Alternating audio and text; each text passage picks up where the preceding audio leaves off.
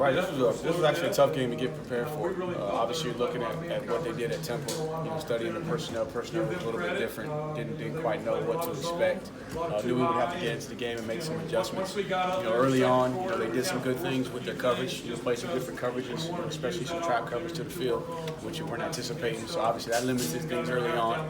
And then once we were able to kind of control the line of scrimmage, then we just relied on those guys up front running the football. And then they're towards the end of the half trying to work a 2-minute situation, probably forced a couple plays there. But overall, we used what we prepared once we got a good idea of how they were going to play it. Travis, do you think Trevor using his legs a little bit more than he did last year has an effective run? Well, each game is going to dictate that. The biggest thing we ask him there is just to make the system right. And so we have our different concepts that require him to, if the defense, takes away the inside run, he's got to pull it. He's done a really good job of making the right decisions, first and foremost. And then he's a much better runner than people give him credit. So down the stretch, Trevor's going to do whatever he needs to do to help us win the football game. But each defensive structure will determine how much he plays will be involved. Tony, Travis has that fumble early and then bounces back, and that's the game that he had. That's what we're supposed to do, And early on, Travis will tell you when you talk to him that he's probably trying to do too much.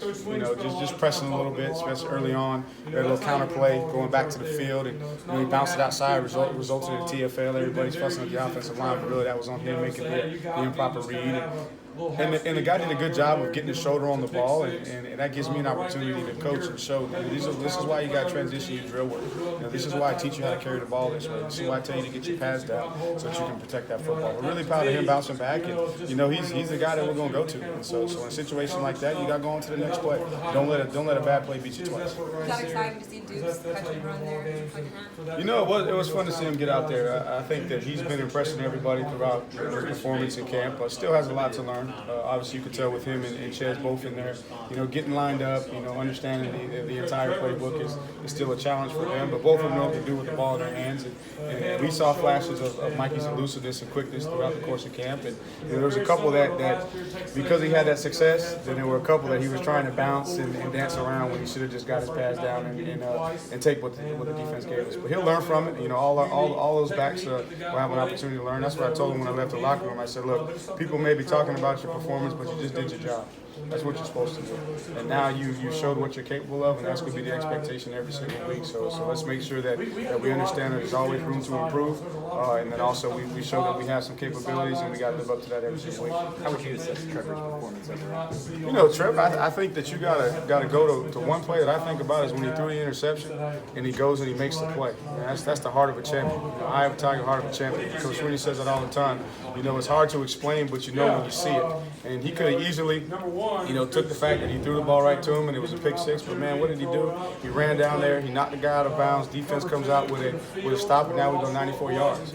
And again, 2 interceptions, but the first one they gambled, and they showed us a little bit of a different look. And it looks like the DB kind of bit on it. We thought it was cover 2 until we saw the replay, and safety wasn't over the top, so he gambled. And then the last one, he said he was trying to get out of bounds, trying to throw it away, and he kind of off balance and got away from him. But man, Trevor is the leader of our football team, and obviously he made some great throws.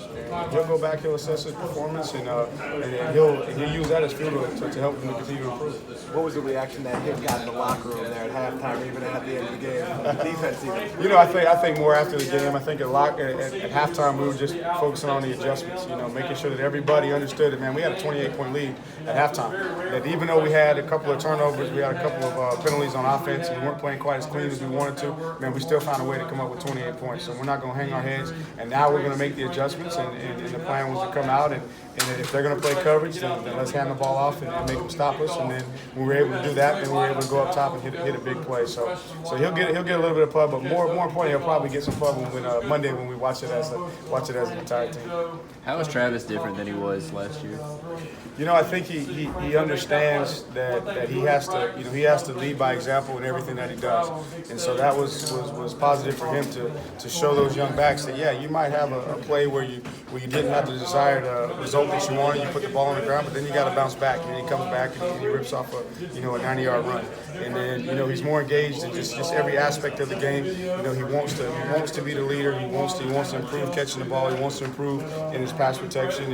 And the biggest thing now going forward is we just got to maintain that same level of intensity every single day. So I think he's just a lot more mature all the way around. With some less experience in the running back position this year, is he a guy that you're going to feed maybe more than you did last year when he was more the running back part of the league? You know, I think that he'll naturally get the early series early on. But I tell you what, as long as Lin J continues to show that he's capable to function in every situation, then that gives us a great 1-2 punch.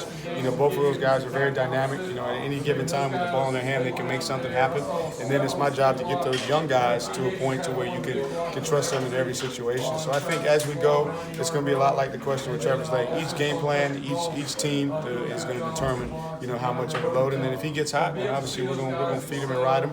And I understand too at coaching running backs that they got to get into a feel, they got to get into the flow of the game. And so he's a guy that he gets better as the game goes on. So each week will be determined by how the flow of the game is and the defensive structure. At least early on, it's a little more of a 2 running back committee than maybe last year where it was a 4 running back. Yeah, last year naturally we had 4 guys that were battle tested, and right now we got 2 guys, and really one and a half.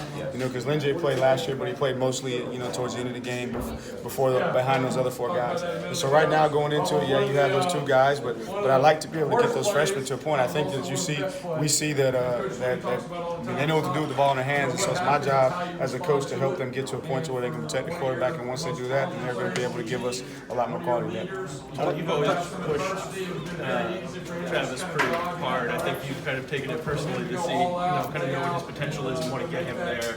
What has the evolution of his career from when you first got him to now meant to you as the person to see him along?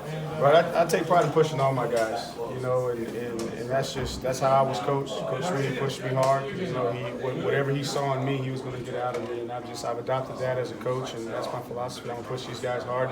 And specifically with Travis, I think he's responded to just understand the concept of being a complete player and not just relying on your talent. You got to be able to think the game. You got to be able to function in every situation. In pass protection, you got to catch the ball out of the backfield. And so for him, man, I'll be honest, I haven't done a whole lot with him running the football. He was born with the ability to run the football. I think the biggest thing for me is just to help him to mature mentally, to understand, the other aspects of the game, and to take pride in the other aspects of the game, and not just want to be a guy that relies strictly on his ability to run the ball. And that's probably the